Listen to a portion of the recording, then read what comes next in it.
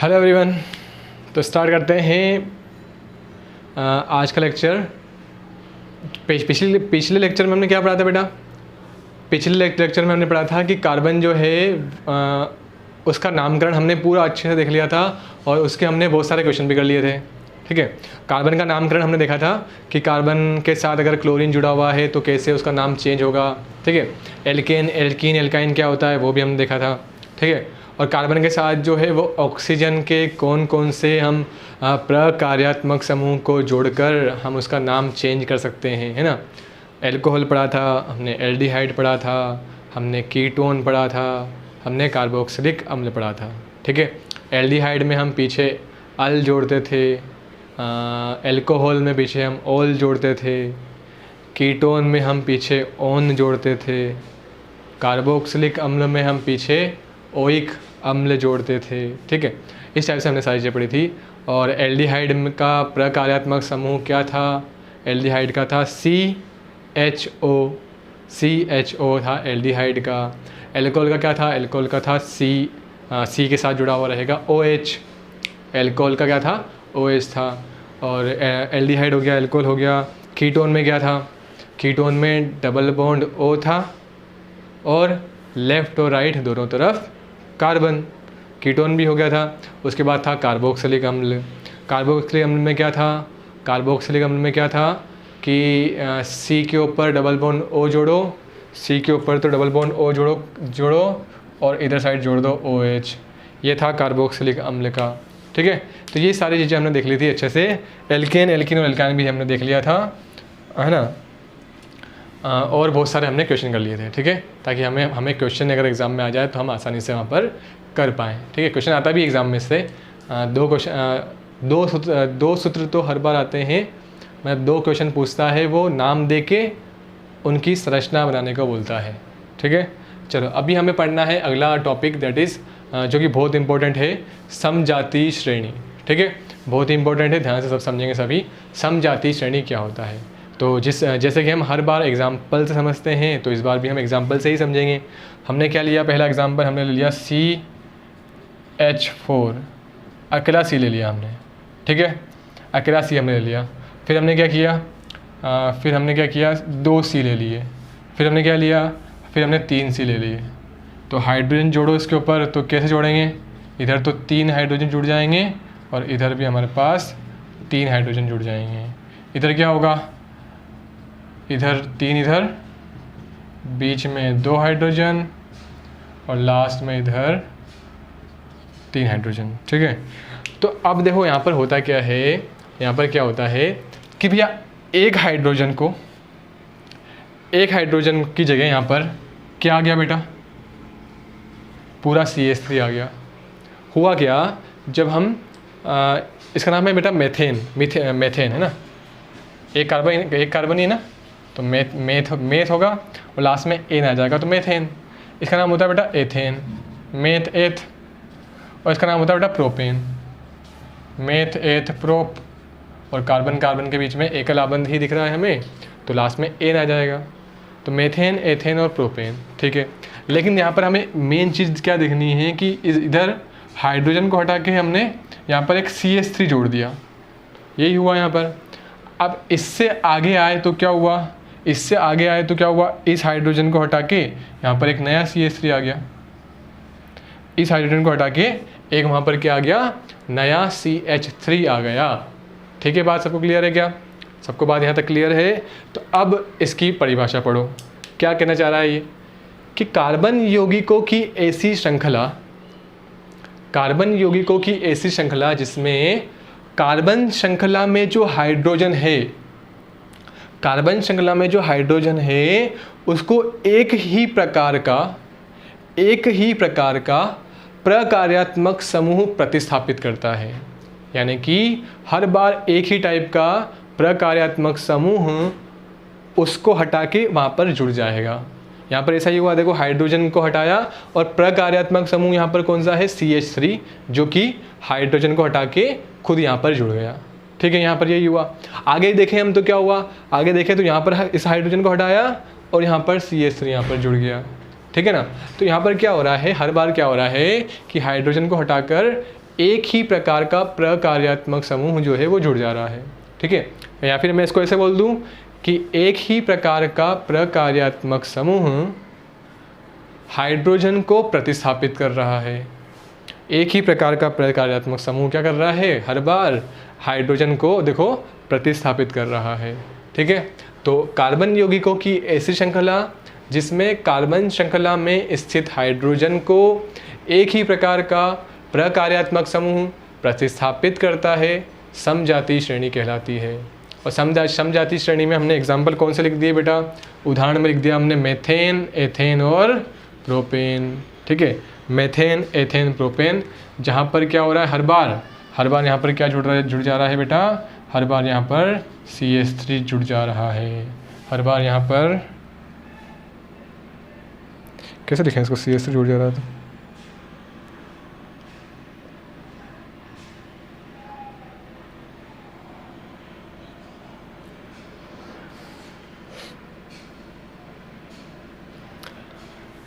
चलो H को हटा के CH3 जुड़ रहा है, यानी कि H को हटाया और जुड़ गया CH3।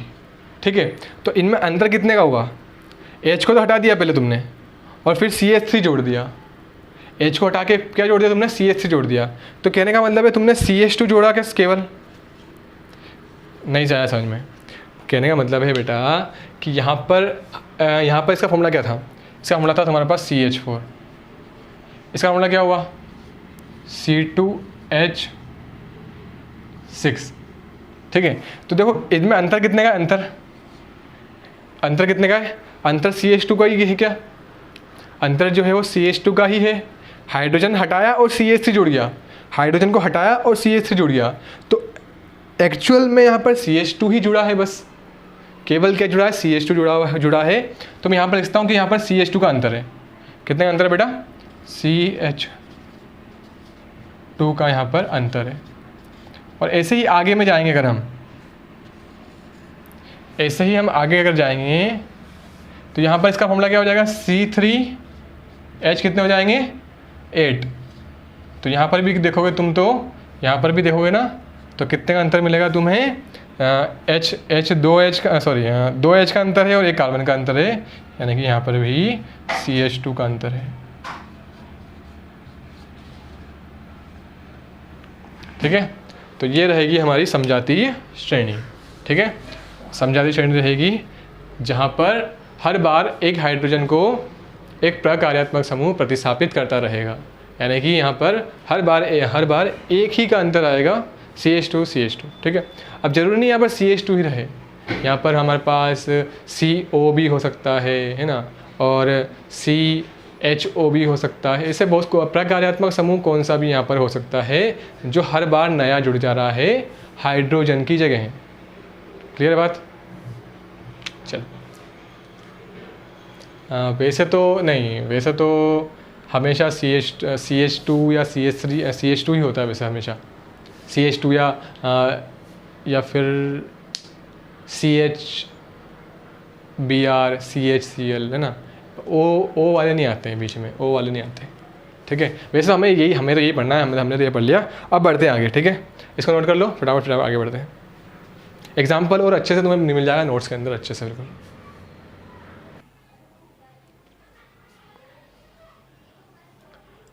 आगे स्टार्ट करते हैं बेटा, कार्बन यौगिकों के रासायनिक गुणधर्म। कार्बन यौगिकों के रासायनिक गुणधर्म, कार्बन यौगिकों के रासायनिक गुणधर्म में हमने सबसे पहले पढ़ना है दहन। दहन क्या होता है, दहन मतलब एक तरह से जलना। ठीक है, लेकिन हम किसको जलाने वाले हैं इस बार, कार्बन को। ठीक है, तो कार्बन अपने सभी अपरूपों में, अपरूप क्या होता है, अपरूप मतलब कार्बन के ही सारे यौगिक। ठीक है, कार्बन के ही यौगिक। तो कार्बन अपने सभी अपरूपों में ऑक्सीजन में दहन करके, वैसे अपरूप हम और अच्छे से पढ़ेंगे इसको और अच्छे से। कार्बन अपने सभी अपरूपों में ऑक्सीजन में दहन करके, यानी कि ऑक्सीजन की उपस्थिति में जलता है वो, और ऊष्मा एवं प्रकाश के साथ कार्बन डाइऑक्साइड देता है। सिंपल सी बात है, जब हम कार्बन को या कार्बनिक यौगिक को, कार्बन के यौगिक को ऑक्सीजन की उपस्थिति में बेटा जलाएंगे, ऑक्सीजन की उपस्थिति में जब जलाएंगे तो वहाँ पर ऊष्मा एवं प्रकाश तो निकलेगी, लेकिन साथ में कौन सी गैस निकलने वाली है? कार्बन डाइऑक्साइड गैस निकलने वाली है। ध्यान से देखो यहाँ पर एग्जाम्पल, उदाहरण देखो ध्यान से। उदाहरण में पहला हमने ले लिया C, केवल कार्बन ले लिया, ठीक है।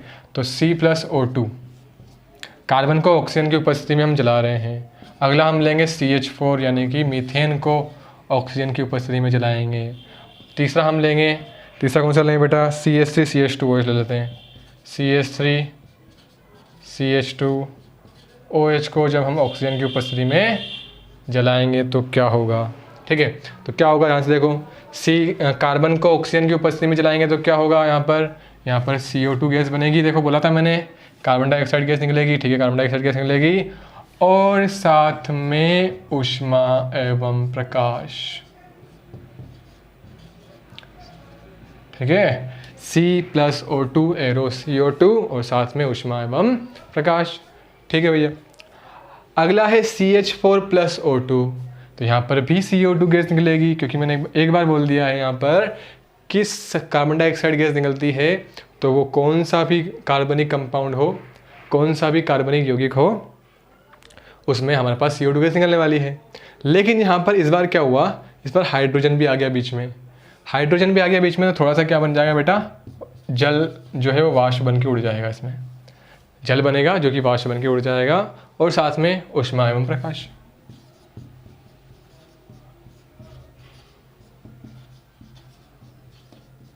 ठीक है, क्लियर है बात सबको यहाँ तक? चलो ठीक है, यहाँ तक सबको बात क्लियर होनी चाहिए।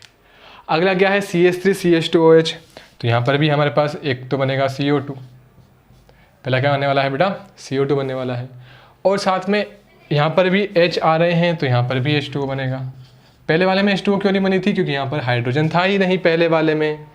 पहले वाले में यहाँ पर कहीं भी हाइड्रोजन नहीं था, यहाँ पर कहीं भी हाइड्रोजन नहीं था, तो इसलिए वहाँ पर H2O नहीं बना, सिर्फ CO2 बन गया और ऊष्मा एवं प्रकाश बन गया। सेकंड वाले में क्या है बेटा? सेकंड वाले में CH4 के साथ CH4 को ऑक्सीजन की उपस्थिति में जला रहे हैं, लेकिन इसका मतलब यहाँ पर हाइड्रोजन भी है, तो हाइड्रोजन भी है तो वहाँ पर जल भी बनने वाला है ना। यहाँ पर भी हाइड्रोजन दिख रहा है तो वहाँ पर भी जल बनने वाला है, ठीक है। अगर अभिक्रिया बैलेंस नहीं हो तो बैलेंस करने का काम अब तुम्हारा है, ठीक है। हाँ, अब क्या बनेगा साथ में ऊष्मा एवं प्रकाश।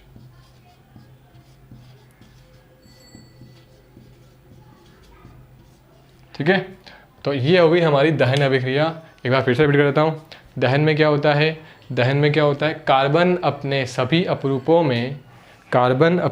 अपरूपों में ऑक्सीजन की उपस्थिति में यानी कि ऑक्सीजन में दहन करके ऊष्मा एवं प्रकाश के साथ कार्बन डाइऑक्साइड देता है। ऊष्मा एवं प्रकाश बनता है बेटा साथ में, और क्या होता है? कार्बन डाइऑक्साइड गैस देता है, ठीक है। तो कार्बन जो है वो ऑक्सीजन के साथ जो है वो दहन होगा और कार्बन डाइऑक्साइड बनाएगा और ऊष्मा एवं प्रकाश। यहाँ पर भी कार्बन का यौगिक है CH4 है, तो वो ऑक्सीजन की उपस्थिति में बनाएगा CO2+ जल बनाएगा। नेक्स्ट क्या है? CH3 CH2OH, ये रहा। इसका नाम क्या बताया था मैंने? इसका नाम अगर देखना हो ना, तो 2 कार्बन है तो मेथ एथ, 2 कार्बन है तो एथ। लास्ट में क्या है? OH है, तो OH मतलब एल्कोहल वाला समूह है, तो लास्ट में क्या आ जाएगा इधर? एथेन। पहले एथेन तो होगा और फिर हो जाएगा एथेनॉल। क्या हो जाएगा नाम इसका? एथेनॉल, ठीक है। चलो, तो अब ये ना दहन वाला सबको क्लियर, दहन वाली बात सबको क्लियर है, ठीक है। दहन वाली बात सबको क्लियर होनी चाहिए, ठीक है। अब ध्यान से समझना एक बात और, इसको नोट कर लो पहले, इसको हटा रहा हूँ मैं, ठीक है। इसको मैं हटा रहा हूँ, नोट कर लिया? हटा दें, ठीक है।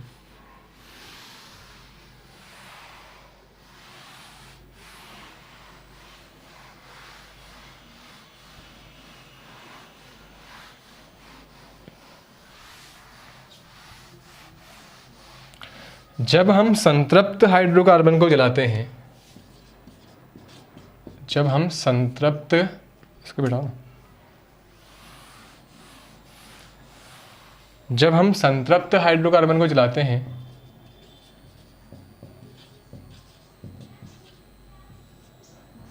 तो क्या होता है, और जब हम असंतृप्त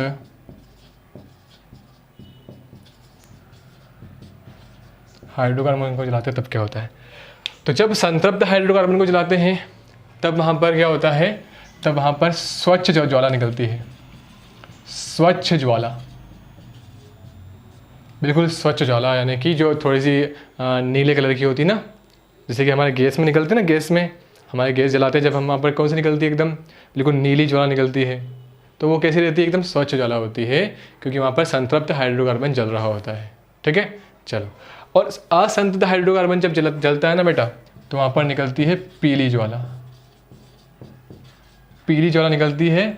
और जिसके कारण जो है ना, अगर हमारे पास असंतृप्त हाइड्रोकार्बन जल रहा है और अगर पीली ज्वाला निकल रही है, पीली ज्वाला निकल रही है, तो वहाँ पर क्या होगा, वहाँ पर क्या होगा, इनकम्प्लीट कंबशन होगा, मतलब अपूर्ण दहन होगा। इनकम्प्लीट मतलब अपूर्ण। इस वाले केस में क्या होगा बेटा, अपूर्ण दहन होगा, मतलब दहन पूरी तरह से नहीं हो पा रहा है, दहन पूरी तरह से नहीं हो पा रहा है। उस केस में कौन सी ज्वाला निकल रही है बेटा, पीली ज्वाला निकल रही है।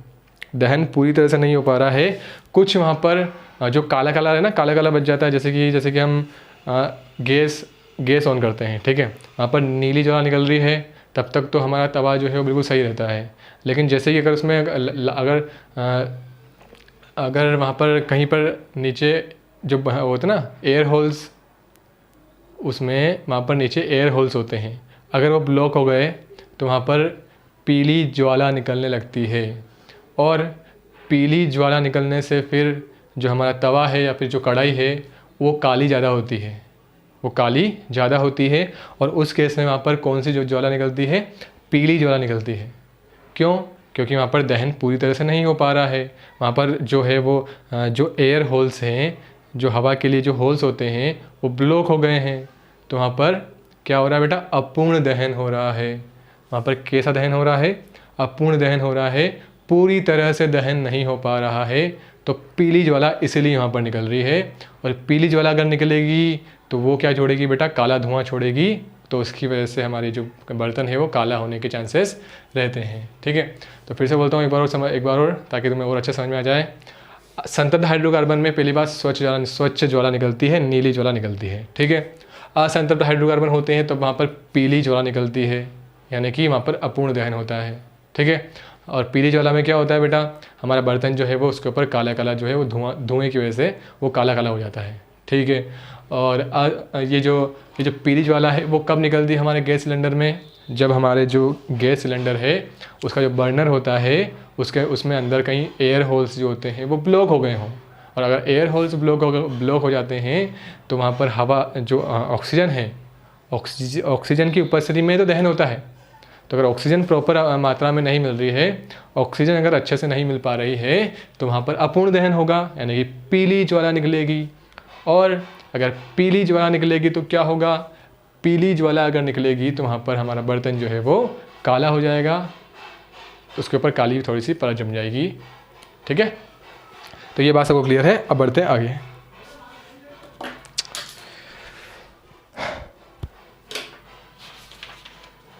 अब हमें पढ़ना है ऑक्सीकरण। ठीक है, ये नोट कर लो, फिर मैं इसको रफ करता हूँ।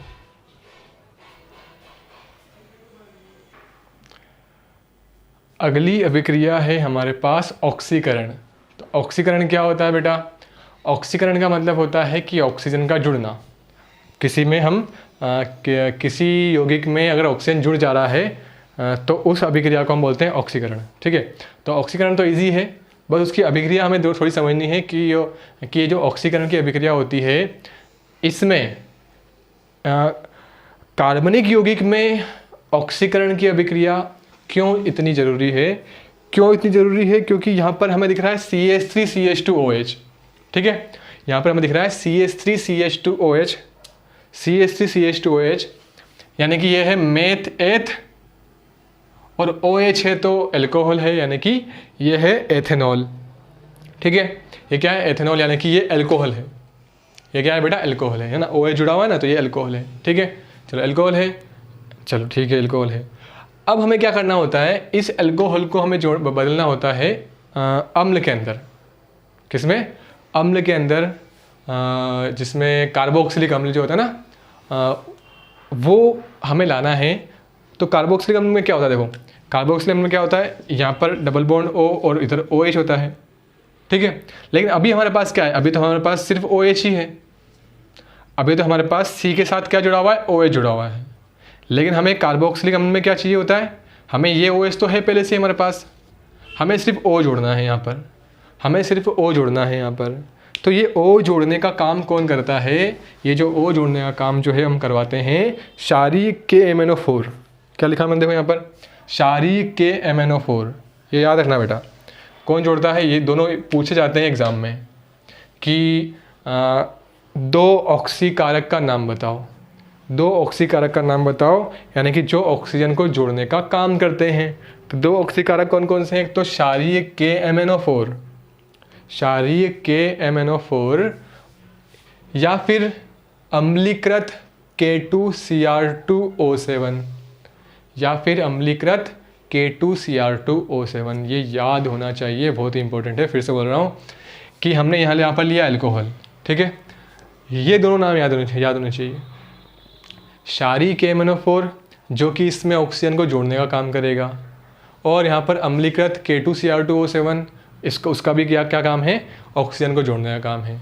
तो या तो हम ये यूज़ करने वाले हैं या फिर हम ये यूज़ करने वाले हैं, और साथ में हम ऊष्मा भी देने वाले हैं। ठीक है, साथ में हम यहाँ पर ऊष्मा भी देने वाले हैं। ठीक है, तो क्या होगा, देखो ध्यान से, क्या बनेगा, मैंने बोला यहाँ पर O जुड़ जाएगा ना, तो यहाँ पर O जुड़ जाएगा तो क्या बन जाएगा, CH3COOH हो जाएगा, CH3COOH हो जाएगा।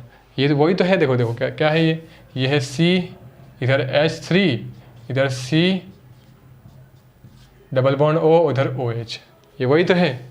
ठीक है ना, ये ऐसा बना कुछ।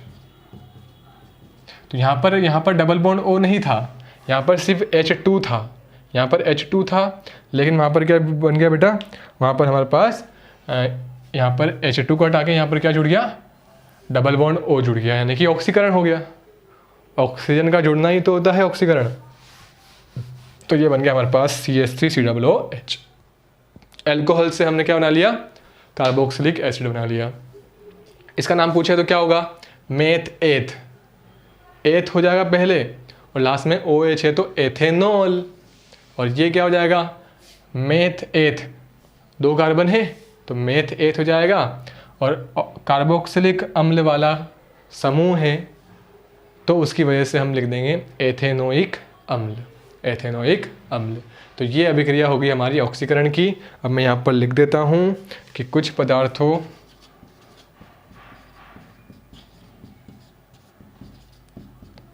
में अन्य पदार्थों को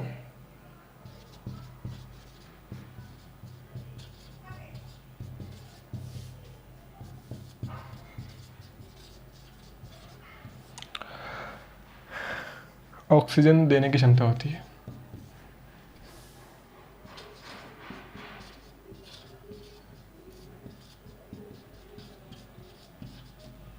ऑक्सीजन देने की क्षमता होती है, इन पदार्थों को ऑक्सीकरण कहा जाता है।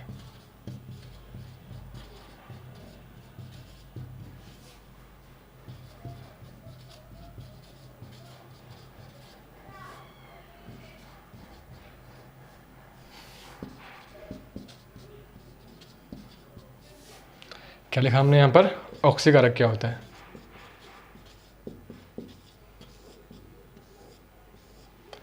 हाँ, उदाहरण के लिए क्या लिखा है मैंने, क्षारीय KMnO4, क्षारीय KMnO4, पहला एग्जाम्पल तो ये हो गया। दूसरा एग्जाम्पल, अम्लीय K2Cr2O7, अम्लीय K2Cr2O7, तो ये याद रहेगा सबको, और ये हमारी होगी अभिक्रिया।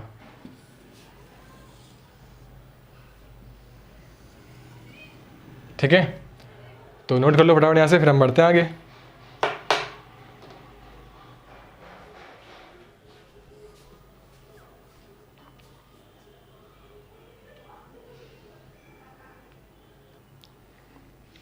आगे बढ़ते हैं बेटा तीसरी रिएक्शन पर, जो कि है तीसरी अभिक्रिया हमारी संकलन अभिक्रिया। ठीक है, संकलन अभिक्रिया में क्या होता है ध्यान समझना। ये की है ना, ये की है ना, ये तो अगर तुम्हें दिख नहीं रहा हो तो ये की है। ठीक है, इस की को मैं यहाँ पर लिख सकता हूँ वैसे, इसको हटा के।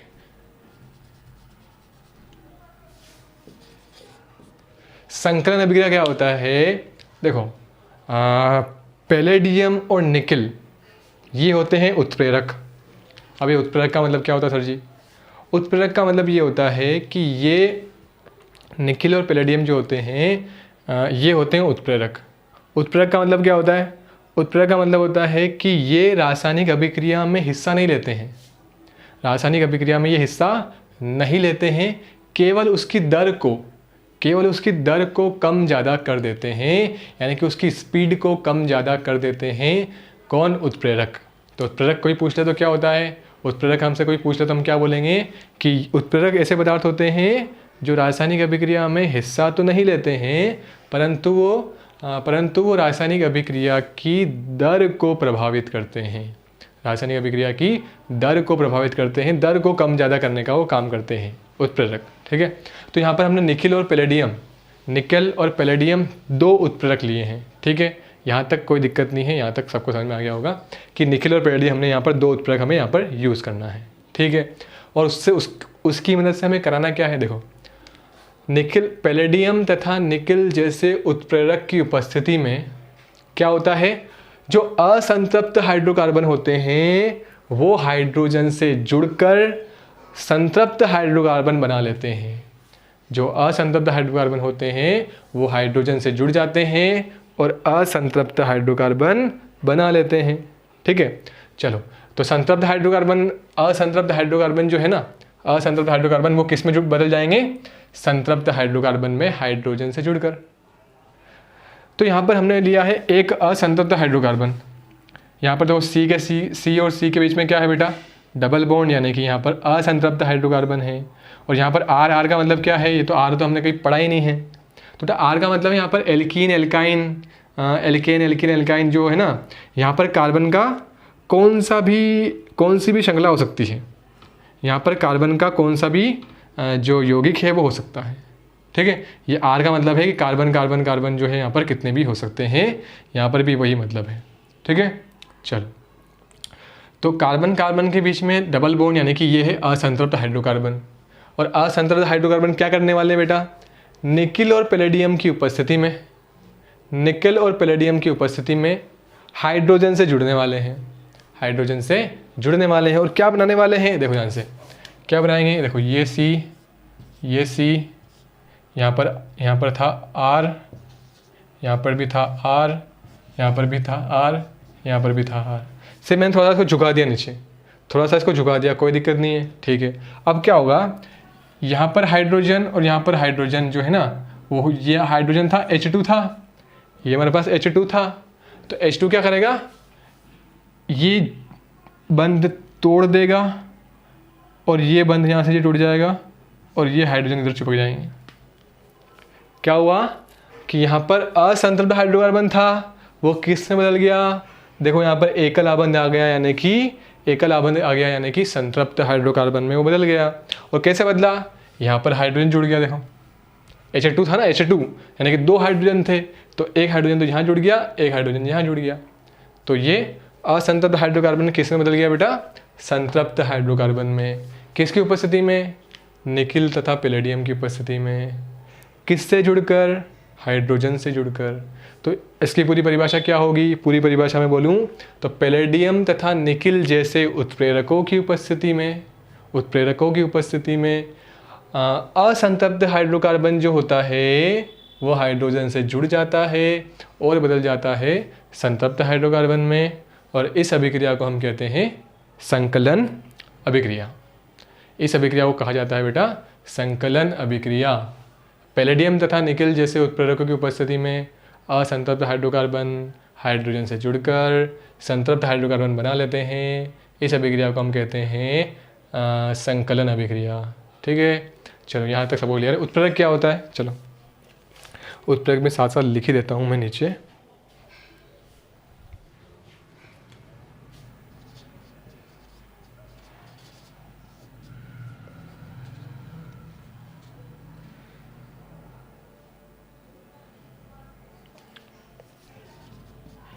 शॉर्ट में था, शॉर्ट में।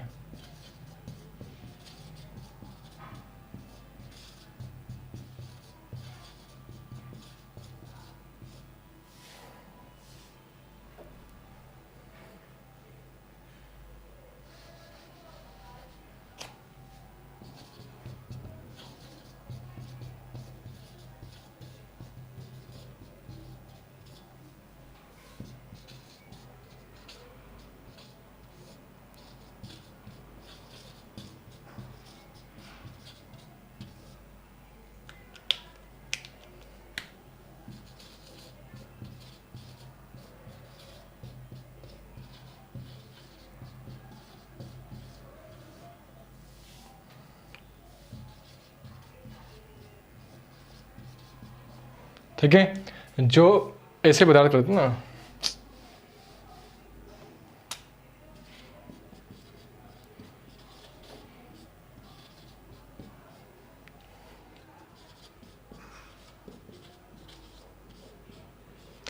वे पदार्थ जो अभिक्रिया में भाग नहीं लेते हैं किंतु अभिक्रिया की दर को प्रभावित करते हैं, उनको हम बोलते हैं उत्प्रेरक।